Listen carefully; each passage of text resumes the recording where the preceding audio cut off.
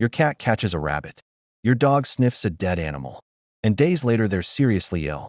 It sounds unbelievable, but one tiny bacterium can infect both animals and humans. It's called tularemia, also known as rabbit fever, and although it's uncommon, it can be deadly if it's missed. Here's everything every pet owner needs to know. Could your pet catch rabbit fever? Most people have never heard of tularemia until it suddenly appears in the news.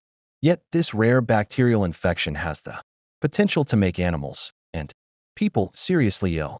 Recently, health officials in New York confirmed another human case, reminding us that while uncommon, tularemia hasn't disappeared. So what exactly is it? How dangerous is it? And should pet owners in the UK be worried? Let's break it down. What is tularemia?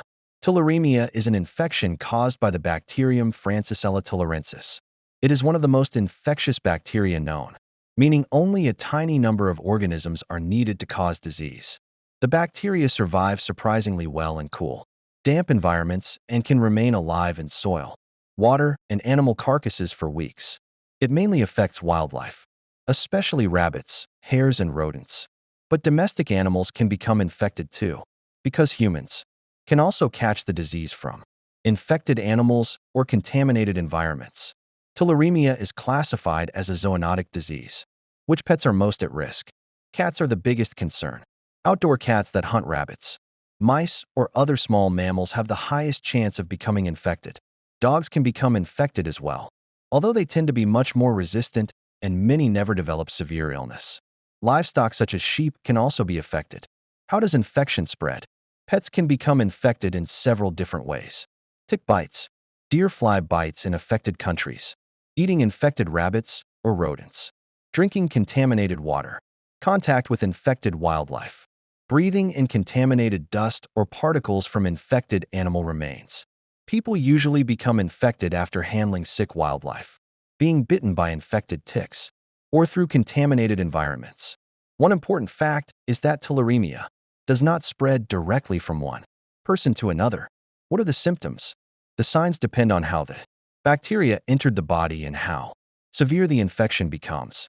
In pets, you may notice sudden fever, extreme tiredness, loss of appetite, swollen lymph nodes, vomiting, diarrhea, mouth ulcers, nasal discharge, coughing.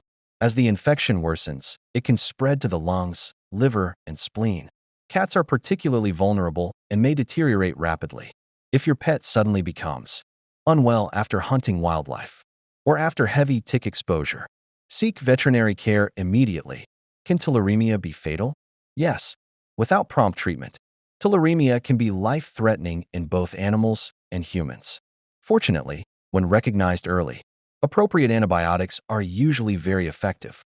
The sooner treatment begins, the better the outcome. How is it diagnosed? Because tularemia is uncommon and its symptoms resemble many other illnesses, diagnosis often requires specialized laboratory testing. Veterinarians may use blood tests, PCR testing, bacterial culture. Always tell your vet if your pet recently caught a rabbit, mouse, or other wild animal, or has had tick exposure. This information can be extremely important. How is it treated? Tularemia is treated with antibiotics. Your veterinarian will decide which medication is most appropriate depending on the severity of the illness and your pet's condition. Supportive care, including fluids and hospitalization, may also be necessary in severe cases. There is currently no routine vaccine available for pets. Is tularemia found in the UK? This is one of the most common questions people ask. The good news is that naturally occurring tularemia is considered extremely rare in the United Kingdom. Only a handful of human cases have ever been reported, and most were linked to travel abroad rather than infection acquired within the UK. Unlike parts of North America and parts of mainland Europe, the UK is not regarded as an area where tularemia regularly circulates. However, UK pet owners should still take sensible precautions. Ticks are widespread throughout Britain and transmit several other important diseases. So good tick prevention remains essential even though tularemia itself is exceptionally uncommon. If you travel abroad with your pets, especially to countries where tularemia is known to occur, the risk may be higher. How can you protect your pet? Fortunately, prevention is straightforward.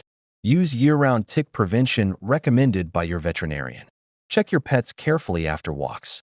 Keep cats indoors if possible, especially if they regularly hunt wildlife. Do not allow pets to eat rabbits, rodents, or dead animals. Wear gloves if you need to move a dead wild animal. Wash your hands thoroughly after handling wildlife. Avoid drinking untreated water when traveling or camping. Tularemia is rare, but it deserves respect, although most pet owners will never encounter it. Recognizing the warning signs could make all the difference. Outdoor cats face the greatest risk, while dogs are less commonly affected. If your pet suddenly develops fever, lethargy, and loss of appetite after hunting wildlife or following tick exposure, don't ignore it. Early veterinary treatment can be life-saving. Awareness is one of the best forms of prevention.